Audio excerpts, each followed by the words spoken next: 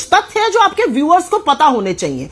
Representation of people act के अनुच्छेद 23(4) को संशोधित किया गया 2021-22 में, और उसमें यह प्रावधान किया गया कि आधार वोटर आईडी कार्ड बनाने के लिए इस्तेमाल किया जाता है। और मैं चुनौती से कहती हूं, देश के किसी भी कोने में चले जाइए, आधार के बेसिस पर आपका वोटर आईडी कार्ड बन सकता है। यह पहला तथ्य जानना जरूरी है, और यह रिप्रेजेंटेशन ऑफ पीपल एक्ट का हिस्सा है।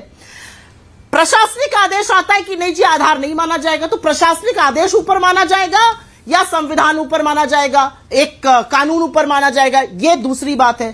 तीसरी बड़ी बात इलेक्शन कमीशन ने कही कि जहां रह रहे हैं वहीं पर रजिस्टर कराइए। क्यों भाई? नरेंद्र मोदी जी दिल्ली में रहते हैं, वोट डालते हैं, अहमदाबाद में चुनाव लड़ते हैं, बनारस में, इसमें क्या बड़ी बात है? तो लोग ऐसा क्यों करेंगे बिहार में? ऐसी पाखंडी बातें क्यों की जा रही हैं? और एक बड़ी बात जिसका उल्लेख आपने भी किया था और बीजेपी उसको कई बार बोल चुकी है कई पटलों पर कि 80% लोगों ने फॉर्म फिल कर दिया। यह रिपोर्ट है मेरे हाथ में, दैनिक भास्कर की, लीडिंग न्यूज़पेपर है, और पूरा ब्यौरा दे रहा है। जो जमीन से रिपोर्टिंग आ रही है वो भी ये पुष्टि कर रही है कि बीएलओ को पता ही नहीं है क्या करना है।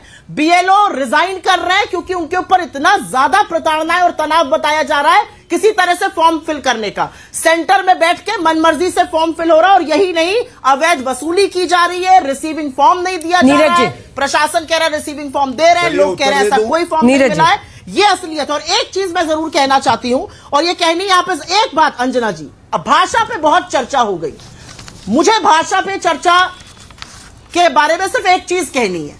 भाषा पे तो चर्चा उस दिन भी होनी चाहिए थी जब नरेंद्र मोदी झारखंड के चुनाव में जाके कहते हैं आपकी बेटी को छीन ले जाएंगे लोग। इसका अर्थ तो आप जानती ही हैं।